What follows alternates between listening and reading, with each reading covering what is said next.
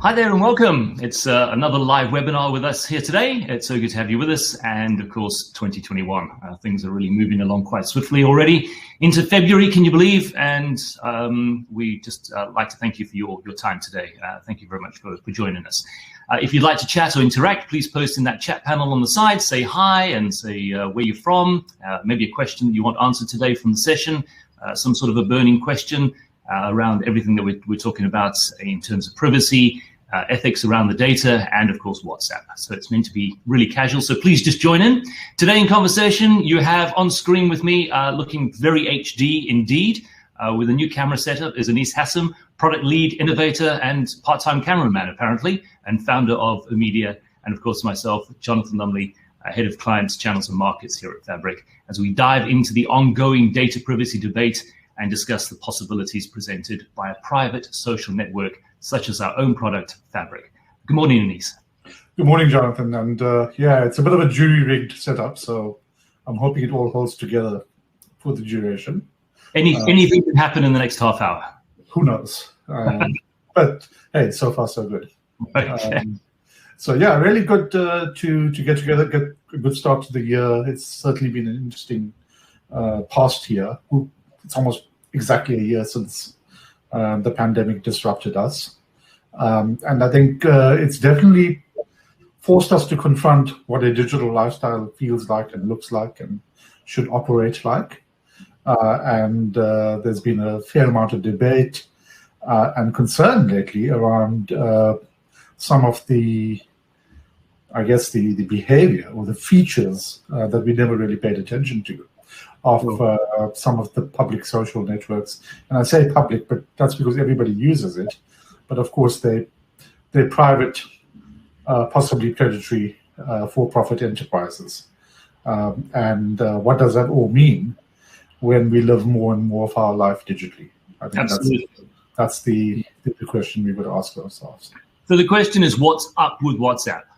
WhatsApp is one of the biggest messaging platforms and VoIP platforms in the entire world. It boasts more than 2 billion users globally, and of course it's owned by Facebook. We've seen this, it's come up in the splash screen, so to speak. Many structured communities have really come to rely on WhatsApp and other Facebook-owned products like Instagram and Facebook Messenger for daily communication, community engagement, and even business communication. And we're going to drill down on that a little bit further. But as society has increased their reliance on these platforms, they've become more predatory, as you just mentioned, actually, Anice. Recent additions to the privacy policies and terms of use have also caused a bit of widespread alarm. Just after Christmas, it came up in pretty much everybody's WhatsApp. So in this webinar, we're hoping to explore and expose some ideas for growing communities and our audiences. So we want to look at what are the opportunities for digital transformation within your community.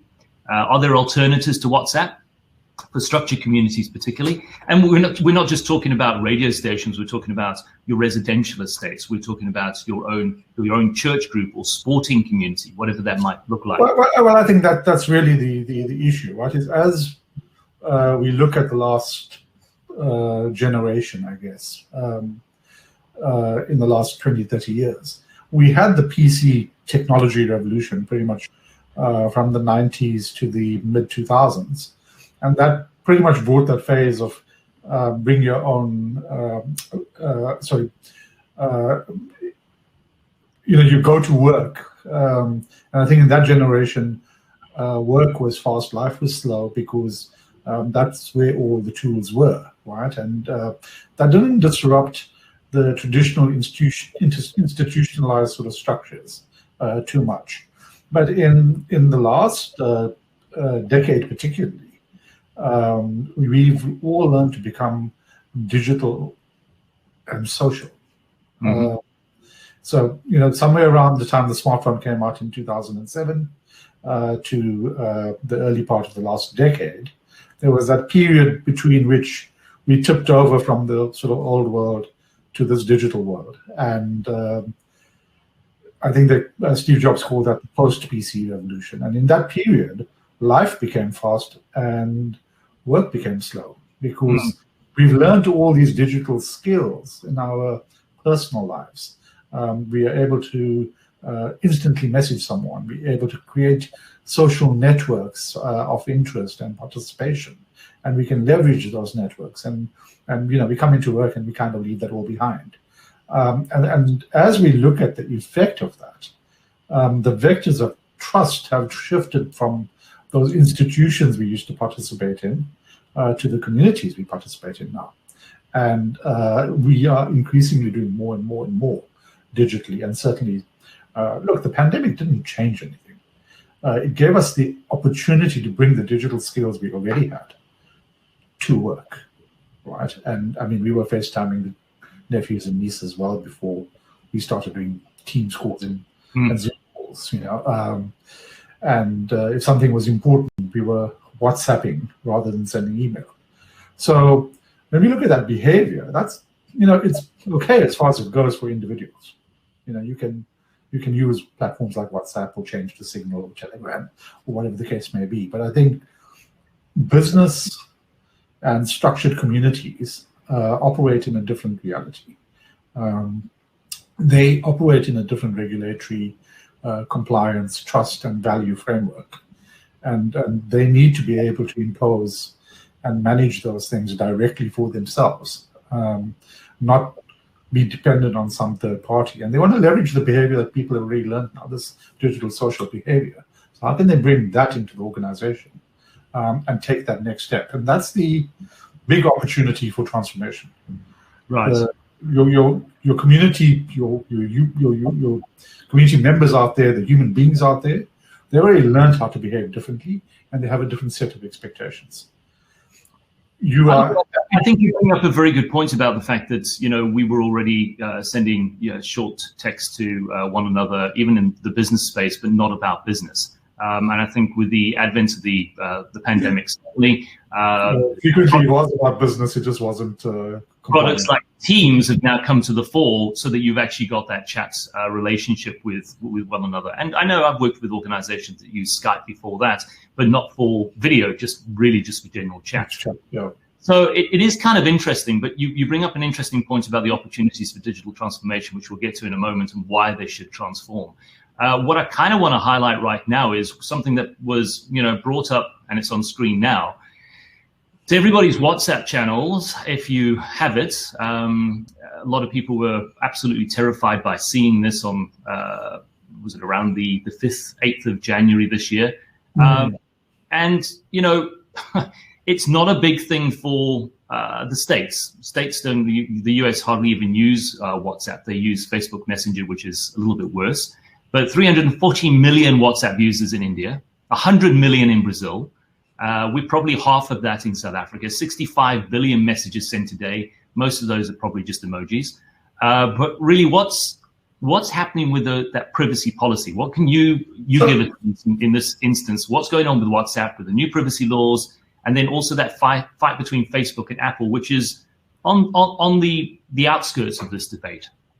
So actually, WhatsApp is not changing anything. They are now forced to explicitly ask your permission to do what they pretty much have been doing all along, right? And that's coming from some of the changes that are happening in the broader world around them, where platform vendors like Apple have taken a far stronger stance on privacy and are about to sort of throw a switch on how users are tracked and what they are opted into or not. And effectively, all Apple is saying is you need to choose whether you want to be tracked or share your information with the person asking, right? So they're not stopping Facebook or anybody else from doing anything. So that privacy notice that Facebook put up was the main change was basically to say your data is going to be shared with Facebook. Explicitly, you are allowing that. But that's kind of what's been happening anyway.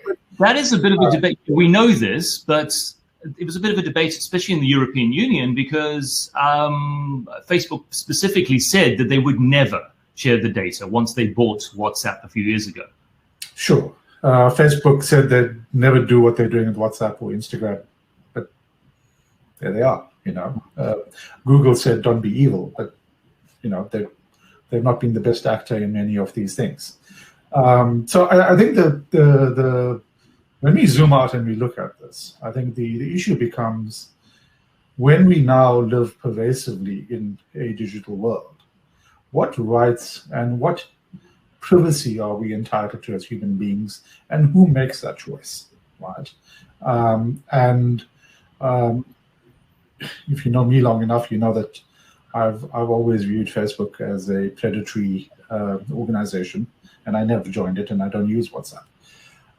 And that's not because I don't want to know what's going on with my family and friends and that kind of thing. It's because there's a right side of history on this and there's a wrong side of history on this.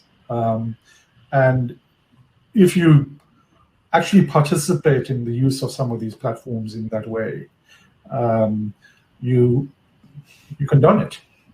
Right? Now, I'm not suggesting everybody else have the same exact filters that I put on it, but I think there has to be an awareness and an increasing, give me the choice of what I want to share and not share. And when we look at a community environment, that's fraught with a lot of issues, because a lot of the way these algorithms and systems are created encourage toxicity and poor behavior, right? And as a community manager now, whether that's a business community, whether it's a radio station with their audience community, or a proper community organization serving the community, human values are absolutely important. These are the things that have built the trust and have built the presence of these organizations in our lives as human beings. So making sure that we are able to fulfill that mandate of trust and keep that trust with our community members is vitally important. Okay, at the individual level, as I said, not so much of an issue. I can WhatsApp you, I can Telegram you, and they will all have varying business models that I should be aware of, just for my own benefit. But when we look at a community manager who's serving a broader function, often governed by a regulatory or compliance environment, or a values or business trust environment, then those platforms don't necessarily address everything that we need to take care of when we engage that community. So you saw this coming a while ago, and I'm going to share on screen now. I went back and I actually found this and then put it on LinkedIn this morning as well, which surprised me. Almost 5 years to the day on this community, quotes heading for a privacy apocalypse, and it was about the privacy and ethics around gathering data. That was 5 years ago that you saw this, and obviously had a view on this. More so, and I think this is more of a shocking statement, is something you posted just 3 years ago around the predatory nature of Facebook. And you said, again, Facebook is the thalidomide of the digital age. You saw this happening all that time ago. And obviously we've created a product. You've created a product with the team called Fabrik, which obviously goes over and above this to human-centered communities. But what did you view back then that was concerning? Yeah, so I think that the issue here is that the way Facebook particularly operates its platform is it's driving engagement, any engagement, all engagement, right?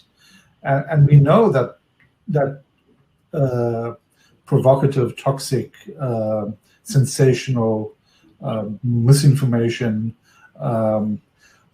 pushes buttons at a human level that are fundamentally rewarding us for that behavior, so we do more and more of it, right? So it's really hard to not believe, for example, that I think if you look at the way it's played out in the last couple of years in America, there's an information bubble built particularly on Facebook and social networks that many of the American right operate on, where they actually don't have a view of reality because they can stay within that bubble, and it gets reinforced and it's toxic. They don't see the broader world out there, and they don't see the consequences and implications in the world.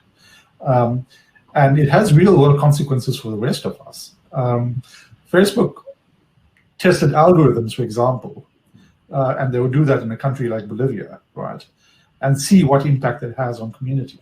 And then if it doesn't really work, they pull it back. But if it works, then they release it everywhere else. But that's kind of like experimenting on us. It's a very colonial attitude. Yeah. And at the time, when I made that statement, the point about this, however, is not so much that they did it. It's that they don't learn from it.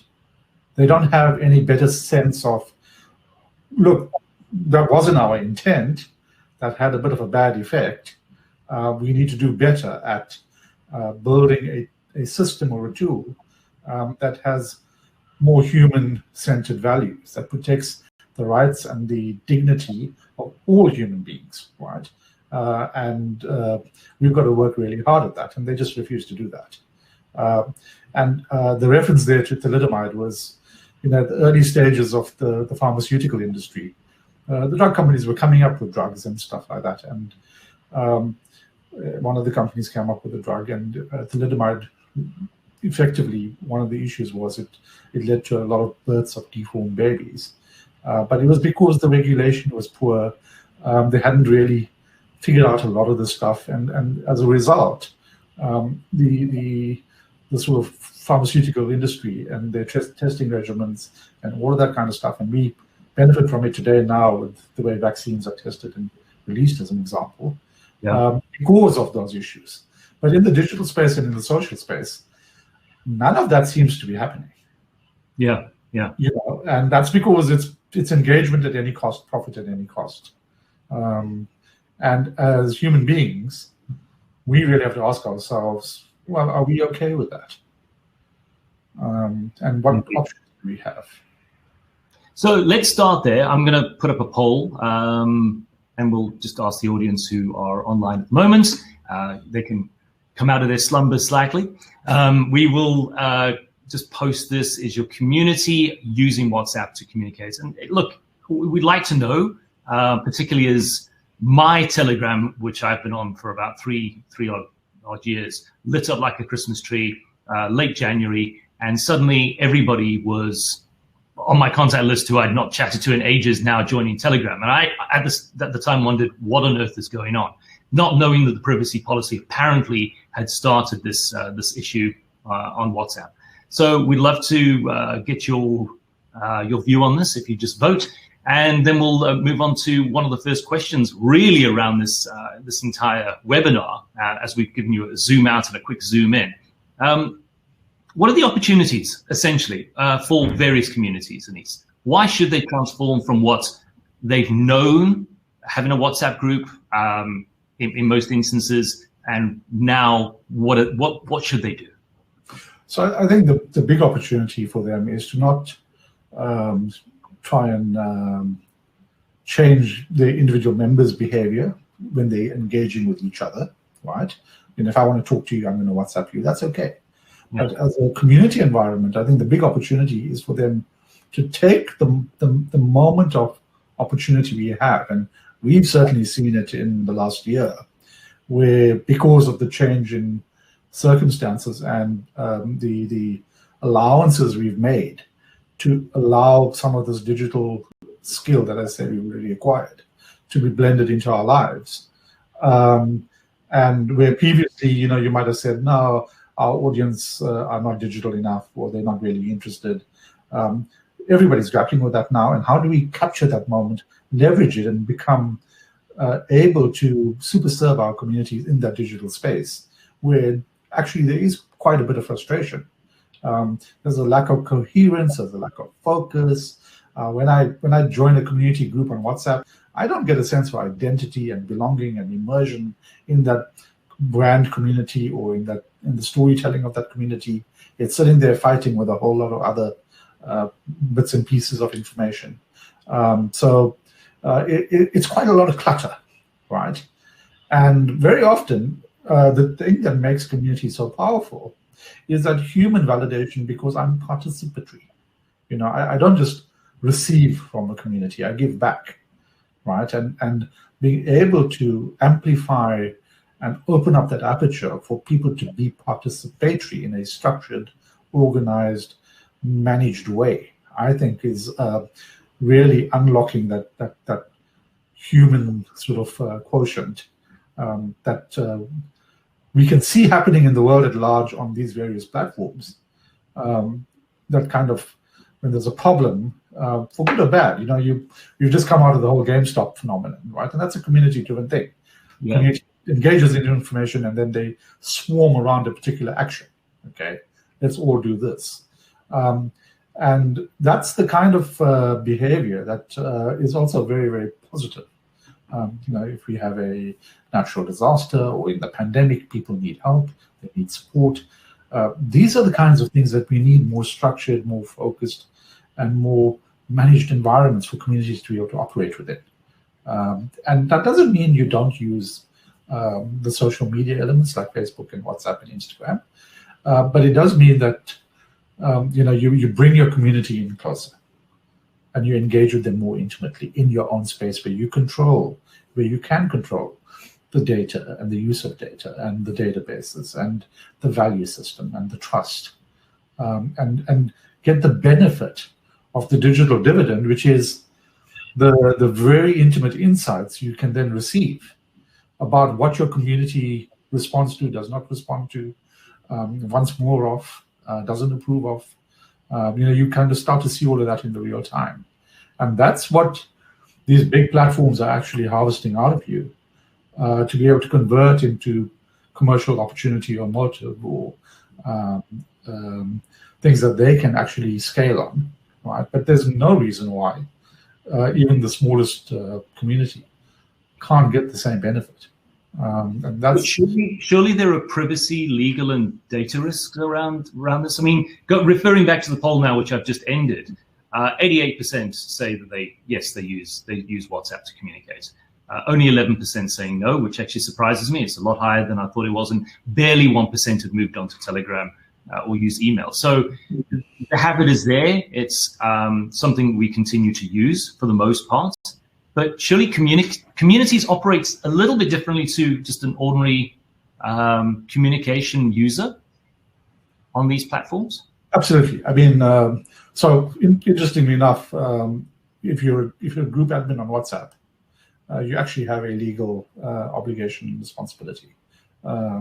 So if you're a curator or custodian of any kind of engagement, you already have an obligation. Many people are unaware of that. And we look at the South African landscape, let alone the GDPR and California Privacy Act and the global sort of compliance we've got to deal with. A community manager has got to be POPI compliant. They've got to be respectful of the community, and they also got to operate in an environment where they can manage their lives without unneeded complexity, right? And I think where the future lies is we're never going to not use platforms like WhatsApp, Facebook Messenger, Telegram to individually communicate. But if I were operating my community platform and I've got two members who are now through the same platform communicating with each other, and then we get, I guess, like a penny sparrow type incident, then I'm dragged into that because it's kind of happening in my environment. And I think as a community owner, you kind of want to move away from that complexity and deal only with your community function. The conversations between the community in an open, transparent way that's able to be managed by a community manager, and the information dissemination from the community organization to its members, and in return, right? And you want a bit of structure and control around that. Of course, you can still do things like suspend users who are disruptive, or ban users, or block users. But you don't have that complexity of allowing them to also engage with each other privately on your platform or in your environment.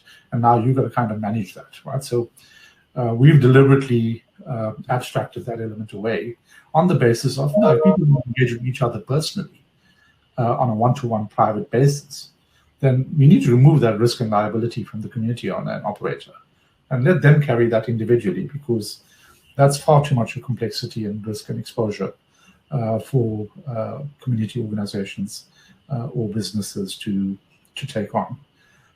So So it's not the one-on-one messaging you're talking about. It's a different regulation. So in our solution for structured communities, there's no individual one-to-one engagement. Right? The community has got plenty of tools for that. Yeah. As a business, I want to create a customer community, a radio station, I want to create an audience community. I'm an NGO, I want to create a citizen community. I've got a mission, I've got a purpose, I've got an identity and a belonging and a storytelling that I want to focus around and make sure that I can amplify my mission.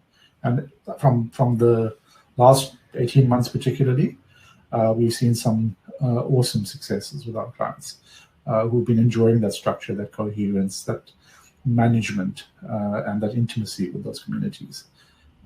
So there's a lot of opportunity for digital transformation. And I think it is a bit of a leap to say, well, WhatsApp is familiar, Facebook is familiar. But I think, to throw it forward, we can't build everything on these platforms. As you can tell, they change a term, they change a condition, and and all the years of hard work you've put into engaging with your community is down the drain. So it's also very important to understand that when you're doing this, it's not free. You can build 100,000 following on Facebook, but you're not reaching 100,000 of your community. When you want to talk to them, Facebook's going to charge you a pretty penny to do that. Yeah. So you're actually building Facebook, you're not building your community. But the technology exists, and the behavior exists, and the moment of opportunity is there now for communities to go directly to that. And I think the best way to describe that is this is a normal pattern, it's a normal transition. When we developed telephone communications, we had landlines. They kind of covered the world, but in very specific ways. They weren't always fit for purpose for everyone, and not everybody could afford it or find access to it. And then mobile came out, and in Africa particularly, we could never afford landlines. But mobile went over the top of landlines and created the context for the social digital revolution we're talking about today. Sure. And I think in much the same way, the current incarnation of social platforms, Facebook, WhatsApp, Instagram, Snapchat, all of these platforms are like the landlines of the early digital era, right? And there's an opportunity now to go over the top of them because people understand the value, people understand how to engage and behave. You don't need to train them. And now you can do that directly in your own community without exposing yourself to, all of the challenges that come with building that up on those public platforms. And we've seen this, particularly in the pandemic, and how communities have communicated with each other over this period. Absolutely. I mean, we saw something like 300% engagement increase within a month on many of our clients. And that's because of that immediacy, that sense of being together. I saw so many of our radio stations and community organizations particularly respond within hours with trusted, validated, like COVID-19 update channels, volunteer channels, lend a hand, to make sure that older people had access to, I'm going shopping, do you want me to do your shopping for you? In the more smaller, intimate communities, in the larger, more public radio communities, this is a channel that would trust what the real news is and what the fake news is. And that had an enormous impact on those community operators or businesses. And the likes of Telegram, because with everybody jumping on board from one platform to the next, thinking it was going to be better, a lot of people open themselves up to a feature on Telegram not many people know about, and that's Close to Me, which shows a little bit of an underground neighborhood thing happening. Unintended consequences, right? And that's part of, you don't have any control over what other people are going to be doing on these platforms or what the platform owner themselves are going to do. So, you can switch away from WhatsApp to Telegram to manage your neighborhood watch or your community business. WhatsApp has problems. Telegram has its own problems, and different ones. One of them happened to be that as a user, you can find groups around you geographically, and suddenly, all of the less dubious parts of your environment pop up, and that may have not been your intent as a community organization or as a brand. Probably not. when you decided to make that choice, right? So I think, also you must be pragmatic. There's something called the network effect. Something, particularly at this digital social scale, is useful because everyone's got it. So I think what you're going to find is there's going to be everybody's going to go to Telegram, make a lot of noise, and then they'll go back to WhatsApp because that's where everybody was anyway. I was going to say, that seems to be the result of the poll. Yeah, so don't get distracted by that noise. WhatsApp's going to be in your lives, it's fine. Know what you're buying into, know what you're doing. But, get smarter to take your enterprise mission or your organizational mission and, start to utilize tools that give you a bit more freedom and a bit more choice and a bit more control over what and how you engage with your community. What we're saying it's not either or, definitely not. Okay, so it's not don't use it for structured communities is what you're saying. Absolutely. Right. I think there's better tools, and I'm pitching my book, but like Fabrik, there's a better tool out there to do that. And may not be for everybody, but certainly there's a lot of case studies we have now for the kind of organizations that can rapidly benefit from it. But then I've heard the arguments, I've got nothing to hide. So I use these channels, and we're going to get to the alternatives for a structured community rather than WhatsApp. So I've got nothing to hide. I'm happy for these platforms to look at my conversations. Apparently they don't. We've heard other strange stories around them tracking conversations within, whether it's Instagram looking at you via the camera or whether WhatsApp is listening to you via the mic. Even if they track my conversations, what are the consequences? So, yeah, a lot of people do say that I've got nothing to hide. They can have my data. And I think that's a bit of they don't know any better. It's a bit of a simplistic argument. So here's the challenge. You get unintended consequences that if you knew about it, may not have agreed to. No, actually, the whole problem is you wouldn't have agreed to it if you knew the consequences of that. So let me give you an example.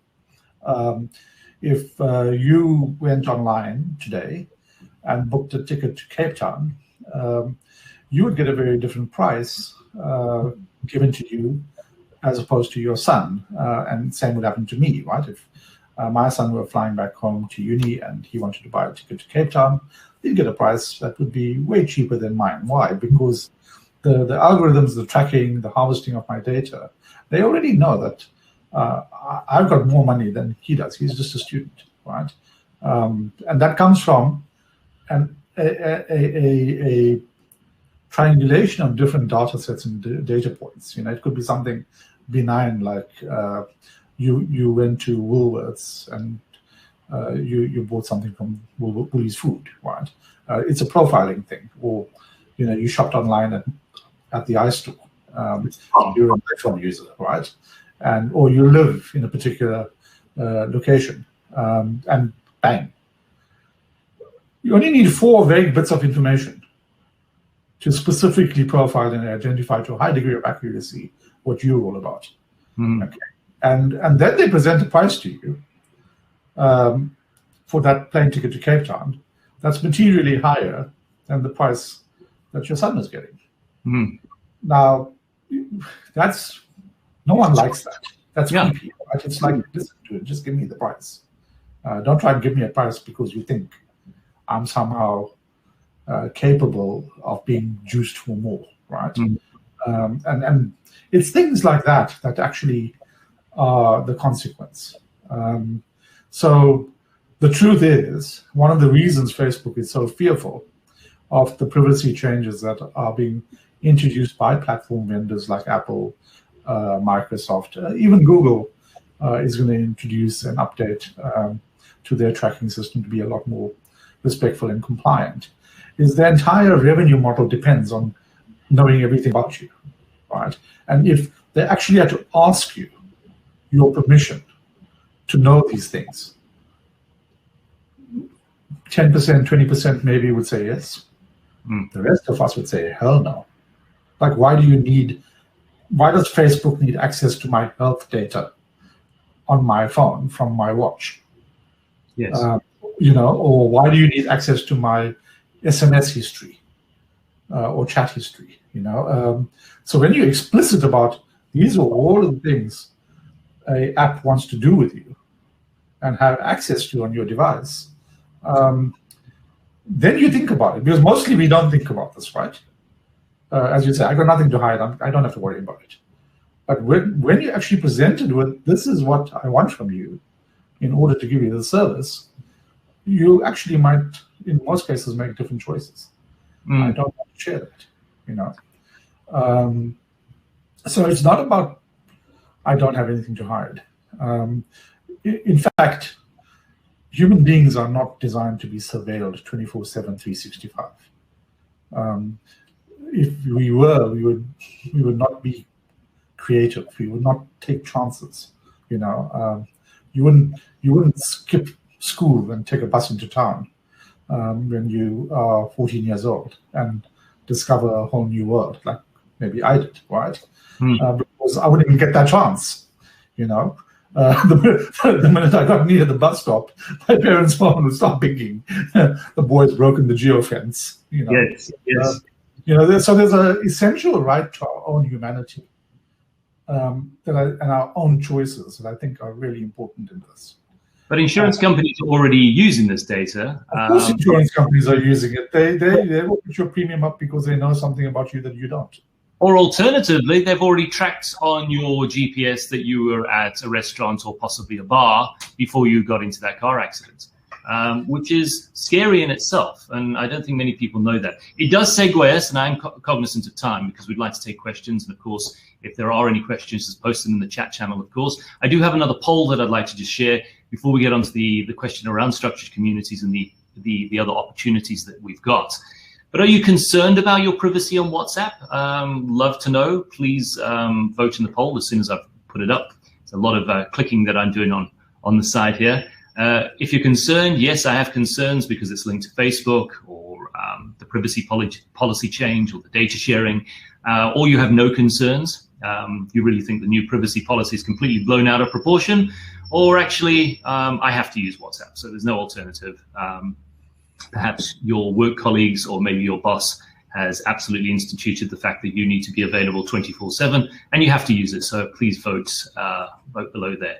So Anice, essentially, while that voting is going on, and I know you are a big supporter of Apple, the changes that they've made, and this is deep rooted back into Steve Jobs' time.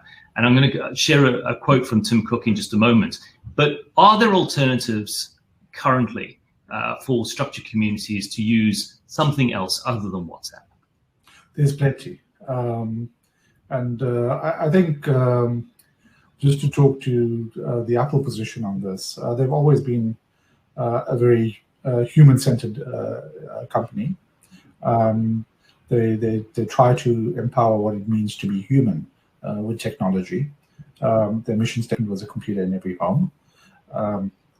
And from the very beginning, I think the big revolution that the App Store and the iPhone brought into the digital social space was that there was that element of privacy and control. They've been joined in that by organizations like Microsoft. Microsoft's Vice President, Brad Smith, a couple of years ago called for a Geneva Convention on privacy, right? Now, you can imagine their mega scale.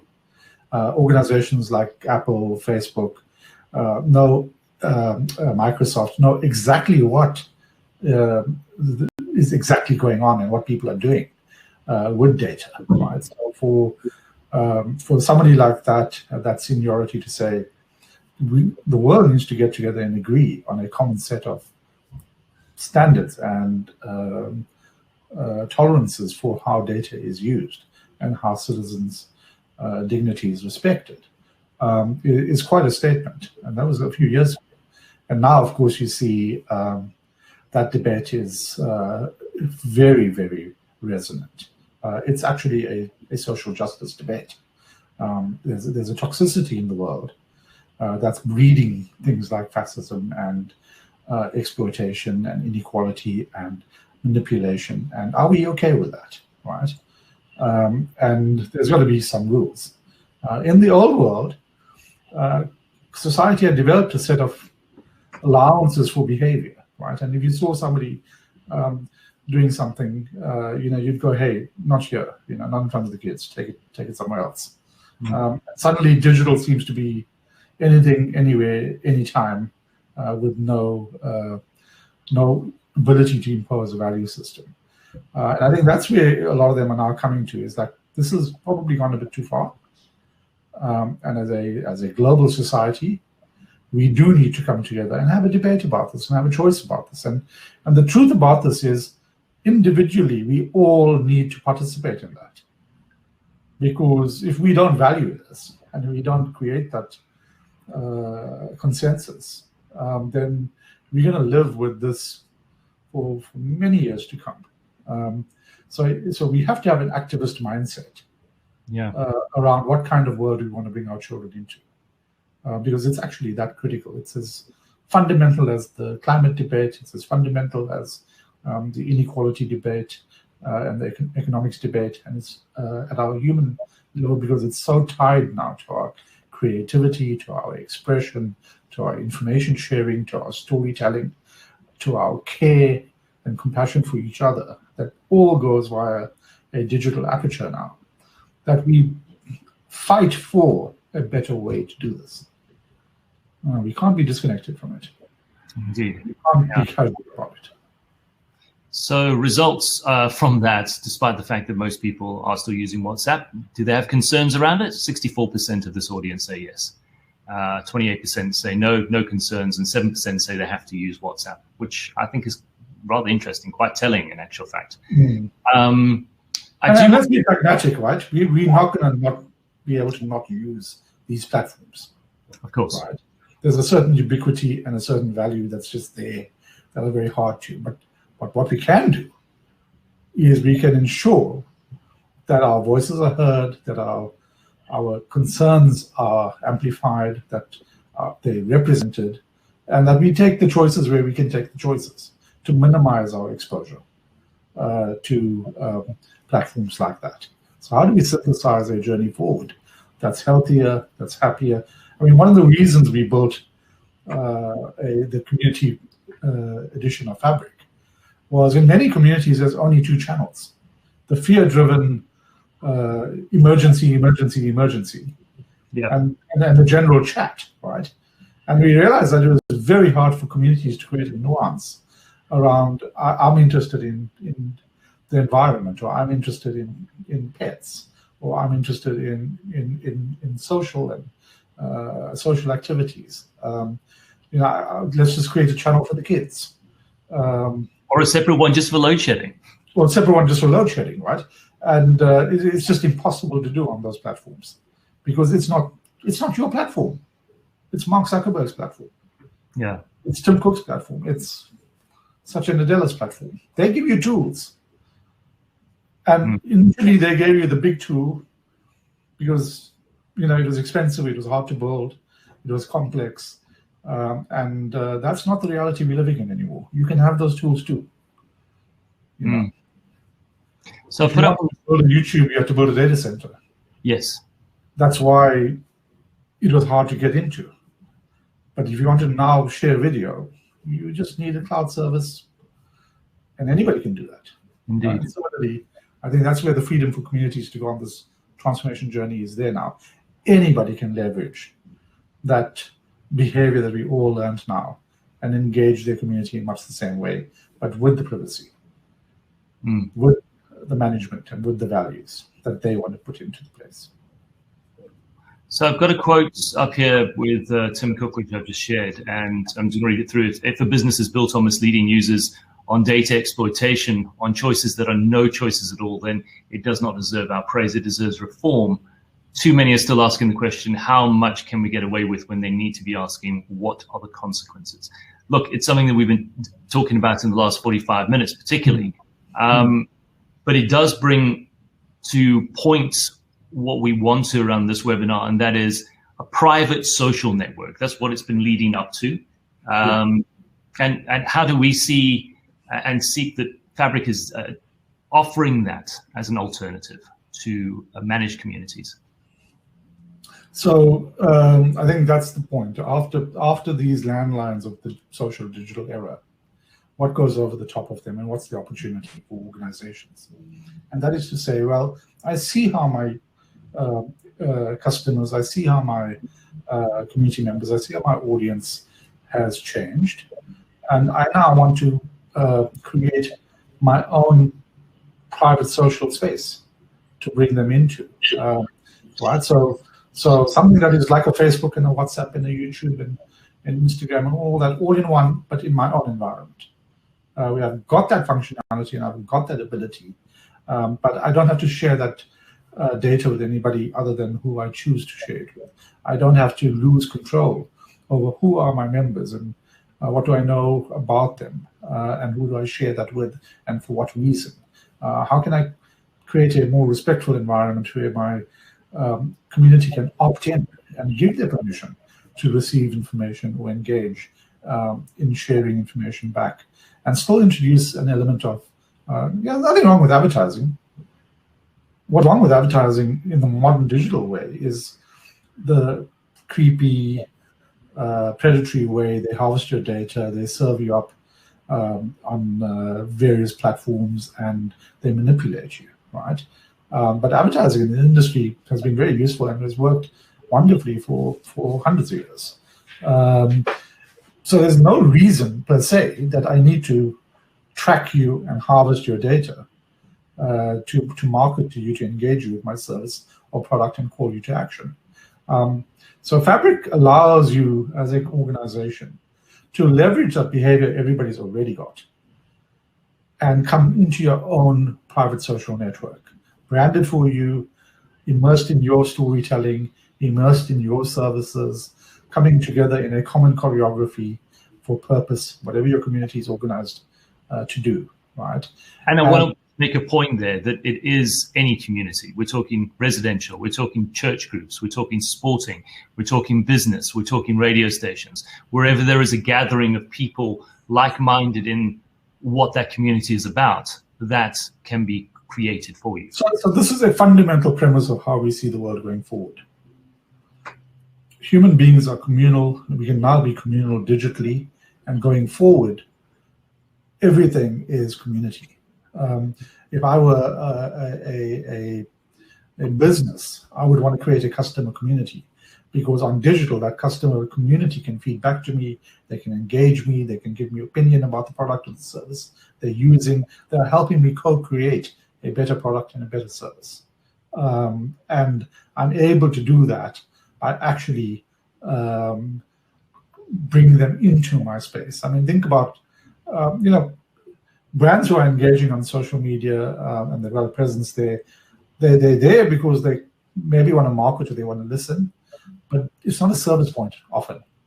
And as a user or as a customer, I frankly, I'm not interested in your marketing craft.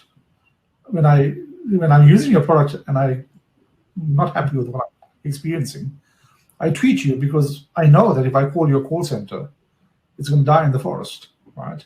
And actually, I'm not even talking to you. I'm talking to some other crowd who have no real understanding of what you offer and why I bought this. They're not in the same community, and I actually want to engage with you because I bought this thing and I want it either to be of service to me, or I need your help, or I have an opinion about how this could be better, right? And we've seen that a lot in our current environments, where that ability to adapt, to blossom down unexpected paths that were not necessarily visible before have become so resonant. There really is a almost immeasurable. How do you measure happiness? How do you measure satisfaction? How do you measure value? Like, man, I like being here because I get value from this thing. Yeah. One of our customers has about tens of thousands of registered users that are in their community, and they elected to create an information service that actually just sends out a Bible verse every morning at 5 o'clock. Nothing more complicated than that. Sure. And 12% of the community opted into receiving it every morning because they want some positive validation and meaning in their lives. It's relevant, it's resonant with them, right? It's a good way to wake up at 5 a.m. Absolutely. So from the community side, I mean, they just loaded up, I don't know, 6 months worth of Bible verses one morning. So it's not like costing them any effort or time to do this, right? But the community comes in, they consume that service, they get exposed to what's going on in the environment through all of the other things that are happening, and they feel recognized. It's a human thing. It's like, can you see me? Yeah. And you know how dehumanizing it is to call a call center or to engage with businesses these days. It's like, can I just send you a voice note? So I can get on with my life. Yeah. That's the power of that digital transformation, that you can actually be of service and be of value. And it's not that difficult because you already know how to do that, because you're demanding that from other partners and other organizations in your private life anyway. So I think, when you look at yourself and you realize how much you've changed, and you realize, this is not that difficult. It's an opportunity that's waiting to be amplified. Indeed. I've obviously opening up for questions and points of discussion if anybody has anything. I know Russell has posted a comment to something we alluded to earlier, and he says, and yet Apple considered a business model of giving their watch away for free to qualified customers because the data mine they'd gain and exploit or sell was worth more. But maybe Tim is maybe Tim is reforming them to hold them thinking. No, so let's be clear. That's not Apple. That's Discovery. Let's just pull out another. No, that's Discovery, right? In their vitality program. And let's understand that, because Apple's a business. You want to buy 1 million watches, I'll sell it to you, right? But Discovery is in the business of harvesting your data. Discovery is not an insurance company or a healthcare provider. They're a data business. That's why they give you the credit card. That's why they give you the watch. That's why they give you the vitality program and the flight discounts and all of that, because it keeps you with your bank. Yeah, and they're a bank, and it keeps you in that data network, right? Yeah. I only need 3 transactions to identify you personally and profile you from your credit card statement, right? And Discovery is happily hoovering all of this up, right? And happily, and again, it's the point. What the user wants to do, Apple is not going to get involved in. You want to use Facebook? That's your choice.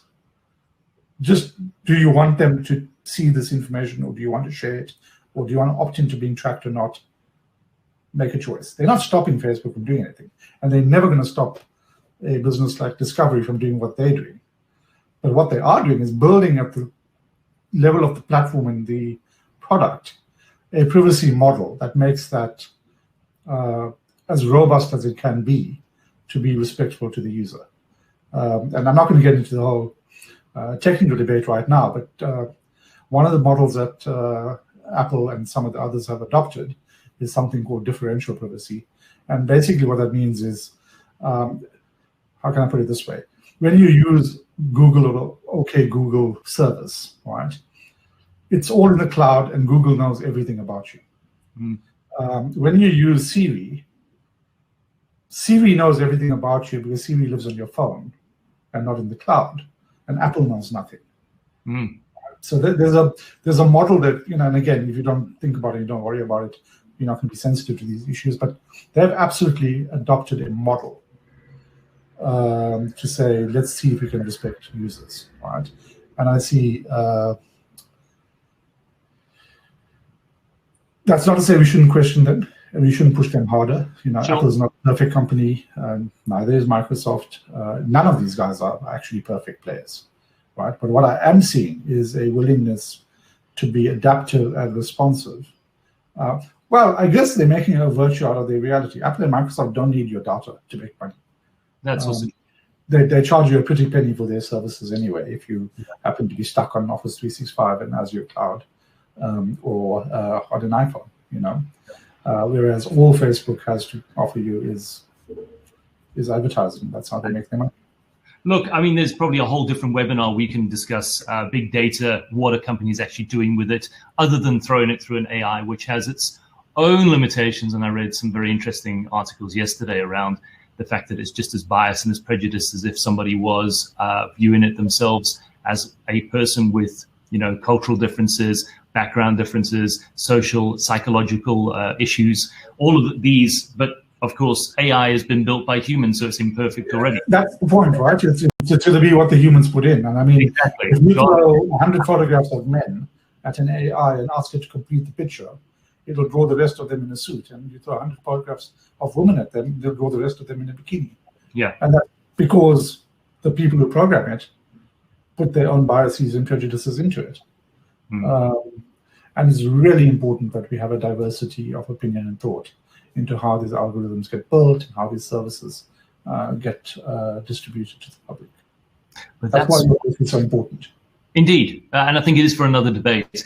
We'd love to get more of your comments if you want to leave them with us today, or alternatively, as I say, this is far from the first of a webinar that we're looking at in terms of WhatsApp alternatives for communities, and obviously our own private social network with Fabrik. So I really think that we probably have maybe guest speakers and things coming up in the next short while.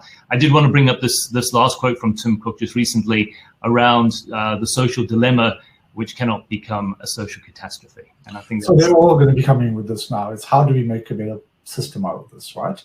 And they will all have different agendas, but as citizens and as citizens of the world, because in digital we are citizens of the world, right? We've got to be able to have an opinion about how we build that better, right? Yeah, thanks for the chat, John. And for those who are on the webinar, I think look out for the event next week, particularly if you're in community media or community organizations. There really is an incredible initiative that we're announcing that will help you sort of make that leap with a bit more support and structure. Indeed. So I want to leave, obviously, the fact that we've got fabrik.cloud/radio for Fabrik. You can take a look at that and see how Fabrik can help your radio station with its own community. And then we have the sub-brand, if you will, our pal.community. Go and have a look at that, especially if you're a residential or a business community, where you can build a private, ethical, human-centered community. And just to reiterate and back up what Anice has said, we've got an incredible program that is being launched next week. Please join us for that. It's going out on our emails and various other networks. You'll see it on LinkedIn. And this is certainly helping a lot of our community media and community radio stations with that next step in order to build very human-centered and ethical communities. So thank you very much for joining us today. Anice, thank you for your time. As always, it's always a pleasure. And so insightful as always. And as I say, it won't be the last time we chat about this year, and probably over the next couple of years, in actual fact. It's going to be a debate of a generation, I can tell you that. So indeed. And maybe I'll be referring back to this in 3 years' time. So thank you very much for your time. And thank you to everybody who attended. Please check out our YouTube channel. Obviously, we've got everything there, backdated, and you'll be able to catch up with this with a recording, and it'll be posted fairly shortly. So thank you.